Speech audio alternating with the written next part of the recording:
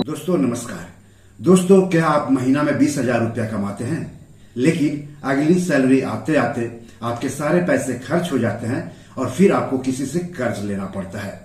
या फिर आप महीना में 50,000 रुपया कमाते हैं, लेकिन अगली सैलरी आते आते आपके सारे पैसे खर्च हो जाते हैं और फिर आपकी बाकी समय की जरूरत को पूरा करने के लिए कर्ज लेना पड़ता है?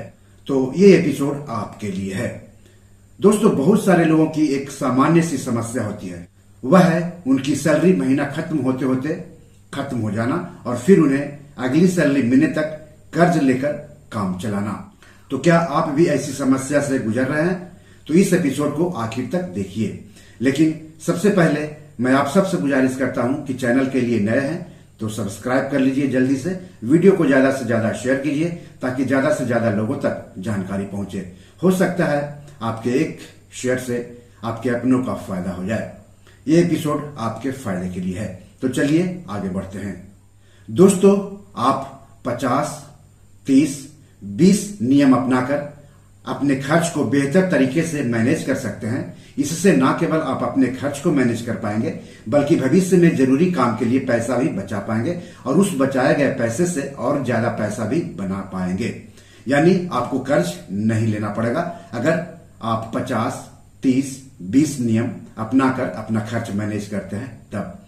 तो ये 50, 30 और 20 नियम है क्या, उसको हम विस्तार से आपको बताते हैं।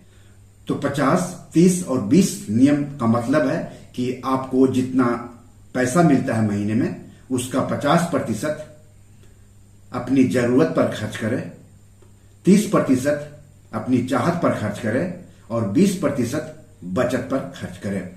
जरूरत मतलब जिनके बिना आपका काम नहीं चल सकता है।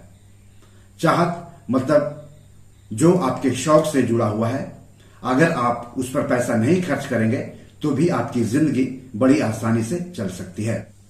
और बचत यानी वैसे पैसे जो कि आपकी भविष्य की जरूरत को पूरा कर पाएगी। तो अगर आप महीना में 20,000 रुपया कमाते हैं तो 50% जरूरत में खर्च करें। इसका मतलब हो गया कि 20,000 का 50% मतलब 10,000 रुपये। तो 10,000 रुपये आपको कहां कहां खर्च करना है वो जान लीजिए। खाने पर खर्च करना है, घरेलू खर्च करना है, इंश्योरेंस जैसे कि लाइफ इंश्योरेंस और हेल्थ इंश्योरेंस के प्रीमियम पर खर्च करना है। उसके अलावा बुनियादी उपयोगिता जैसे कि बिजली बिल, टेलीफोन बिल वगैरह पर खर्च करना है। इसके अलावा जो परिवहन होता है, ट्रांसपोर्टेशन, उस पर खर्च करना है, क्योंकि इसके बिना आपका काम नहीं चल सकता है। इसके अलावा बच्चों की पढ़ाई लिखाई या फिर अपनी पढ़ाई लिखाई के ऊपर खर्च करना है।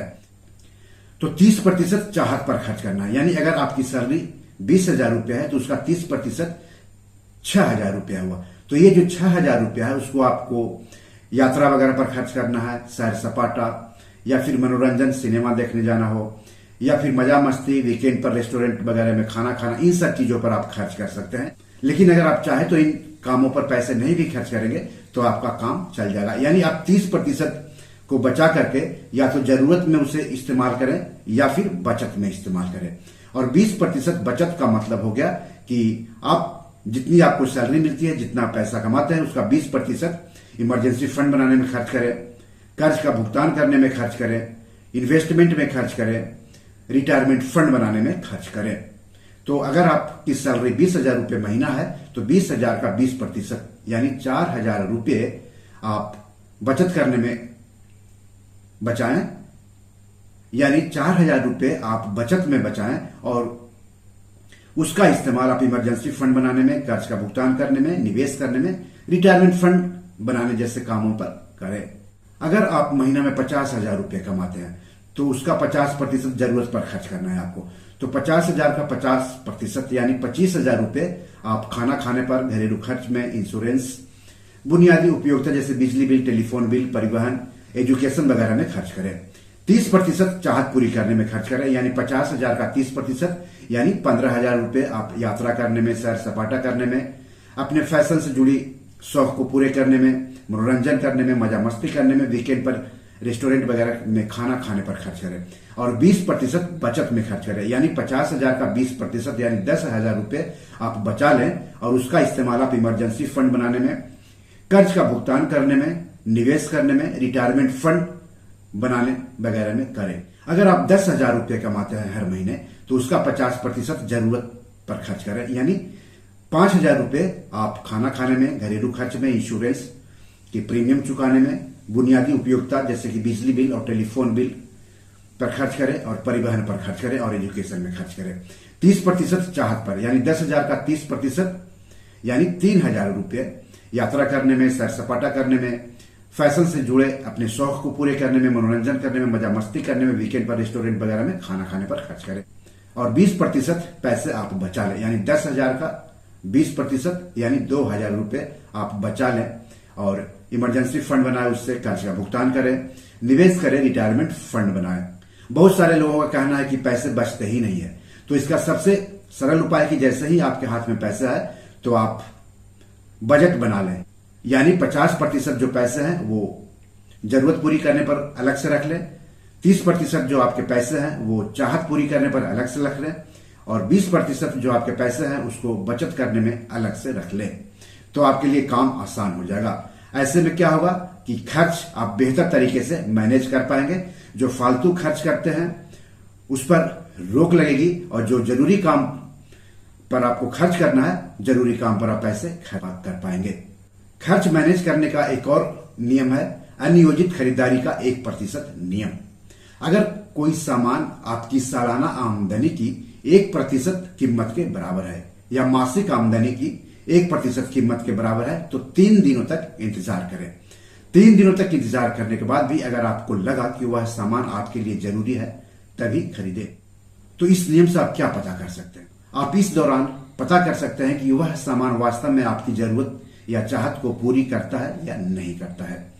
लोग अक्सर पैसा आते ही सबसे पहले उसे खर्च करने की योजना बना लेते हैं, लेकिन पहले पैसे बचाना चाहिए, फिर बचे हुए पैसों को खर्च करने के बारे में सोचना चाहिए। दोस्तों, पैसा मतलब आजादी, समय की आजादी, स्थान की आजादी, सैर सपाटे की आजादी, अपनों से मिलने जुलने की आजादी, मजबूरी में काम करने से आजादी, भविष्य में पैसों की कमी की चिंता से आजादी, यानी फाइनेंशियल फ्रीडम। इस एपिसोड में आज इतना ही। एपिसोड कैसा लगा हमें जरूर बताइएगा। इस एपिसोड या पैसों से जुड़े कोई सवाल हो तो जरूर पूछिएगा। आगे किस टॉपिक पर वीडियो चाहते हैं हमें बताएंगे तो अच्छा लगेगा। धन्यवाद, नमस्कार।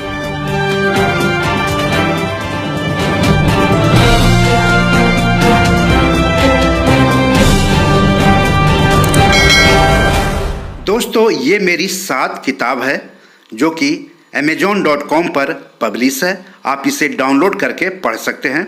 इन किताबों के लिंक्स इस वीडियो के डिस्क्रिप्शन में दिए हुए हैं।